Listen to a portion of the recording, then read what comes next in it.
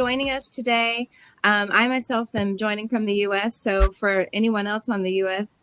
Time zone with me, a very caffeinated cheers to you. And for those who are joining from the rest of the world, another cheers to you as well. Like Anna said, I'm Ashley Peterson, a Senior Marketing Manager here at Tata Communications. I'm very lucky to be working alongside this trailblazer, Miss Janice Wong. And again, I'd like to say a special thank you to the Women in Tech Global Conference for having us here. We're very excited to be able to contribute to this conversation. And let's get you guys introduced to Janice. So there was a very nice introduction of you, Janice, so we don't have to go too deep into your full title and role, but I think it would be helpful if you tell the audience what your role entails here at Tata Communications and what Tata does. Okay. First of all, I think I would like to share with you that I'm based in Hong Kong. I'm the CTO for Tata Communications, and also I run the core and next gen connected business, the engineering and product management team and functions, as well as the service assurance that across all Tata Communications service portfolio. So in this function, that's some exciting things about is developing services that actually enable customers, through the transformation journey that actually most of the enterprises are also going through. And we are actually looking ourselves as their partner in this whole journey. Very quick and short introduction. Yes, it's all good. Yeah. So one of the things I wanted to highlight today, since we are part of this amazing conference, is some of you that are joining may have seen that we recently were recognized by the Economic Times as a best organization for women. And this is a huge recognition for us. Can you talk about some of the initiatives that Tata Communications is doing to create an equitable and diverse workplace? Certainly, Ashley. So in Tata Communications, one of our strategic business imperatives is the winning mix, okay, which is actually based on three key pillars, which are including building an inclusive culture, creating a diverse talent pool, and enabling policies and infrastructure. So in Tata Communications, all these initiatives and programs that we are creating on the winning mix are actually centered around these three pillars. For example, in the building an inclusive culture, in Tata Communications, we actually constantly review and ensure that we have a level of inclusive diversity because we do recognize the value that diversity has brought and will continue to bring for us. So we place immense priority in ensuring our workforce is adequately represented. So within our team of over 12,000 employees globally, we have about over 50 nationalities represented and a diversity ratio of 21.7%. In some regions like APAC, our diversity ratio increases to about 27.5%. There's definitely, a lot of, room for improvement, and we'll definitely continue our efforts to improve on this. And basically, for example, for the other initiatives that we actually look into, which is actually to create a diverse talent pool. This is one of the things that we actually were using, AI to help us to address some of the cognitive gender bias right from the initial stage of attracting talent towards the opportunities, into Tata Communications. This is where we actually, basically created the AI-enabled masking tool in our screening process. So the tool will mask all the gender-related information. So when an evaluator receives the resume for screening until the candidates are shortlisted, for interview. So no one actually knows basically the gender of whoever the resume actually represents. All right. We also are developing a lot of inclusive leadership learning journey for all the people managers in Tata Communication to mitigate unconscious bias. This is actually helping us to really create a much more diverse talent pool and also bring in, diversity into our organization. And also one last one is basically the programs that aspire to inspire. This is a monthly role model series that features women employees across our entire organization. So we interview women leaders about their career graphs and also aspiration and post the interviews on the company's newsletter, Yammer, LinkedIn, and others. So this help to create role models that other women in the organization can also identify with and also learn with. And recently, we also enter into a partnership like with with the United Women Singapore to launch a mentorship program for all the young women under the wing. And this is not just limited to women mentors. Everyone in Tata Communications, regardless of the gender, will be actually encouraged to take up mentorship role to actually help to get women into this field. I think that's amazing. And I think that's a nice segue into another question that I want to get to in, the mentorship and how you got started in technology, right? So was there an aha moment, or was there a mentor that kind of guided you into technology? So how did you just decide that, oh, this is my path, this is my passion, this is where I want to be? How did you decide, yeah, this is for me?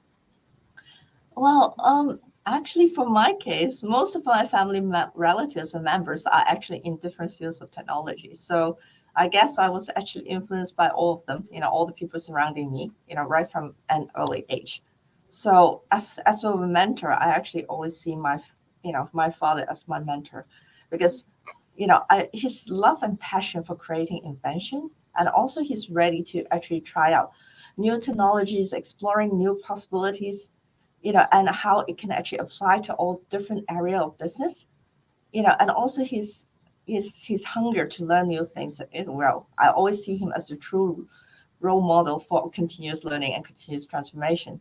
It's actually a great example that tells everyone that even when you are at 70, you should not be shy about learning new things, right? So it's never basically, something that you can't say that I'm too old for it. All right. And also the key thing is that, in our family, basically, we always see that, and that is one of his, the learnings I got from him is that whenever there's a challenge, we always believe that there's a solution to it. So, which he always says that when one door closes on you, there's always another one that is opened. So all you have to do is to find it. All right. So that is also the belief that I've taken with me in whatever role I have taken up through my, career. And especially I believe in this field of technology, I find it, very, call it accurate, because things are changing so fast.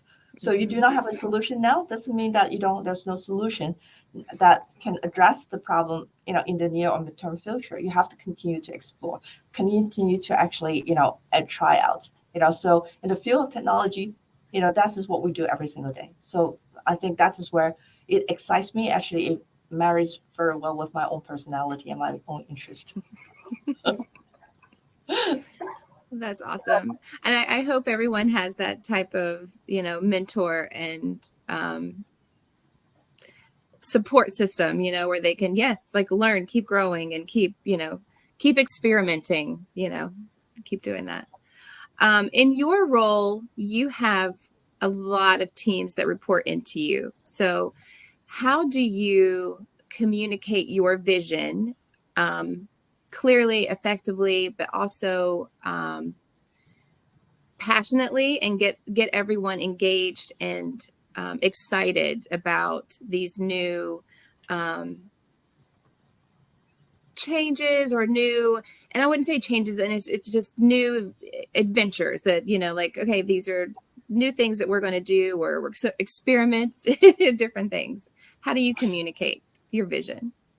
Yeah, so I have over about 2,200 plus employees. Only which spread 2,000. over 2,200 plus only. Yeah, and it's spread over I think 30 plus countries. All right, so it is actually very important for us, to communicate clearly to all the leaders in the groups of our company. Our vision and our strategy, and also our own functions, our vision and strategy. So because it is very clear that, important that everyone understands this and the objective that we want to actually achieve as a team. All right. So because it is about, how each of the different units under us can contribute to that vision and strategy. So, so that we have to create our own, functional strategy and plans to how to enable that. A lot of times that, people are all ready to contribute that I see is that, don't just stay with the vision and strategy, is how they can participate in actually building that execution plan. All right, because this is very important in order basically to enable and actually, achieve that vision and strategy. So the execution plan to me is what can get people really excited. Because just imagine you have basically 2,000 plus people over 35 countries. A lot of times the vision and also strategy, can. So I'm getting echo struggling. Okay. So I'm seeing that, a lot of times it's like what it means for the people. All right. Because you have people that is actually spreading across all different, functions and also different work levels, right? So how can they relate to it? That is once they can relate to it, they will be able to get, excited. This is how I can contribute to the company's over vision and strategy. This is the execution roadmap that actually enables us to achieve that. And these are the key milestones that we can all achieve together. So this is something that we spend a lot of time on within my team, how to cascade, the vision and strategy and how to basically build this execution roadmap. All right. And that's how, and we can actually, once we have the roadmap, there will be a lot of changes. How do we actually, be agile enough within our execution roadmap to adapt to the changes as required? So this is, we spend a lot of time with our teams to enable this actually clearly communicated. So within my team, I'm glad that basically our, ESAT scores has been basically constantly pretty high, all right, in the, hitting the 88 or 90s already, all right? So, this is something that we actually continue to invest our time on. Yeah. Awesome. So, and then I have a two-part question so talking about getting excited. So as a CTO, you do have to keep up with trends. So it's a two-part. So what are you reading or what are you studying to keep up with trends? And then what keeps you excited? So what is in a part of technology that keeps you like, oh, this is super interesting, or oh, like what do you geek out on? Like what makes you like, oh, this is cool. Yeah. So one of the most interesting, exciting, and I think it's exhausting part of this job is the continuous change in technology, right? All this continuous, and also the potential disruption, that all the new technology can bring to your business. All right. And also what is the timing that it could actually happen. So this is something that we have to keep a very close eye on because, how do you apply someone, how do you actually, like what can actually change the way that you currently conduct business. All right. So, one thing good about in our company is that we do have a strategy team that helps to monitor the overall trends in the market. All right. And what are the new startup in the industry and what new technologies are being introduced and also what is the number of startups that's working on each new technology. Okay. So this is something that we actually track very diligently within the company. And this is where basically, those, information are shared with, like, for example, with me. And basically we look at where we actually jointly decide on which is going to be more blue sky and which is going to be in the near future. That may actually affect us. So a lot of these analysis that we actually, will be doing together to ensure that we don't lose sight of what is potentially coming our way. All right. And in each of the business units functions, we will also pay attention to the new technology trends that will basically have an impact to us in the near future. All right. So there will be a team that actually looking at more longer term, implication that some of the technology may bring. Some of the new exciting space that we are looking at is definitely we all talk about it is on AI, right? AI is not just ChatGPT. There's network AIs, there's AI ops, there's dark room operations. I mean, there's tons of things that we are actually doing every single day that it will actually affect how we actually service our customer. How do we actually basically, improve our, the experience that we can provide to the customer. So, this is definitely, going to be one of the key area of development for us across the board. Because one of the imperatives we do have is that, we have to embed AI in all the product and services, engineering and solutions and processes that we do. All right. So a lot of work is going to happen in that area, and that is extremely exciting. And other areas will include basically quantum computing and also like digital twin. So this is also another exciting things on actually how to actually design your service, how you operate your service, and how you basically manage the service for the customer. So these are some of the exciting things that I think our teams is actually working on. Well, that is exciting, and I'm sure it keeps you motivated, right? Wanting to learn more. Another question. Another question. Throughout your career, what concept or technology would you say has had the most drastic or most important impact on IT? If you could name one. I think in the recent, decade, to me, it's more, I think the explosion on internet with the reach and the capability, capacity and reliability, and also I think the movement to cloud, right? Because frankly speaking, just imagine if the internet is not as reliable as what we are having now, and also there's not the move into the cloud, what will happen to all of us in the last 3 years during the pandemic, right? All right, because then I don't think that economy basically can actually survive, right? All the e-commerce, all the basically the remote meetings like this one, if internet and also the SaaS application is not actually available, I honestly can't imagine what would have happened to us, all right? Because this has opened so much opportunities that actually completely transform the ways of how each industry conduct business and enabling completely different business models. So I think and also definitely remember during the COVID times, the remote working, the hybrid workspace. I mean, none of these is going to be possible. So just top of my mind, this is what I think about, right? Very true.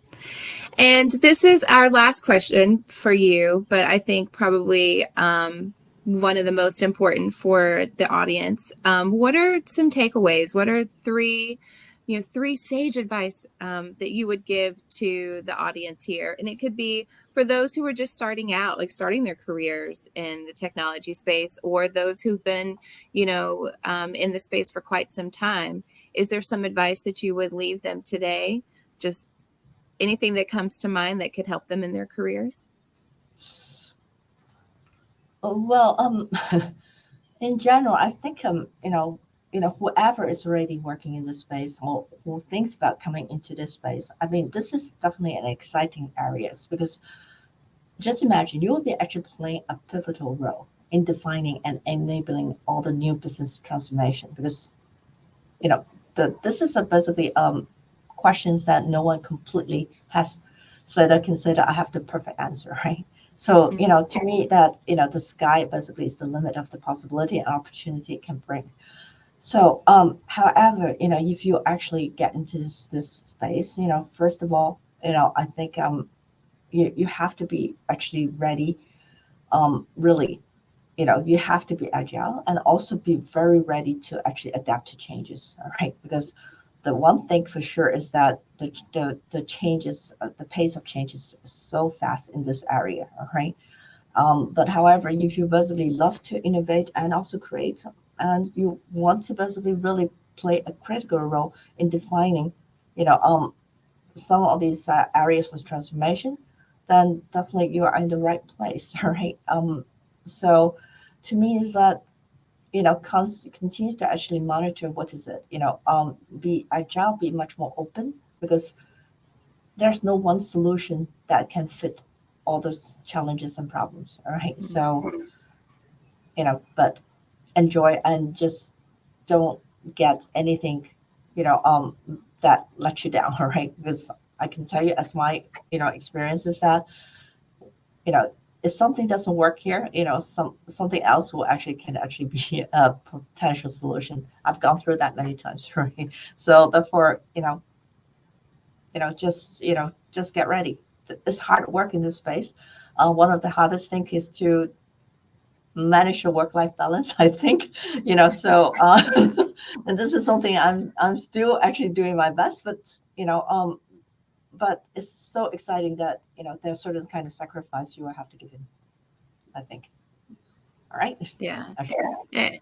I agree with you. That work-life balance, it's and you and I have talked about this, and I have 2 girls, but it's also very nice to see that they see how strong their mothers are and their dedication to work as well. So, it's something I think everybody, so.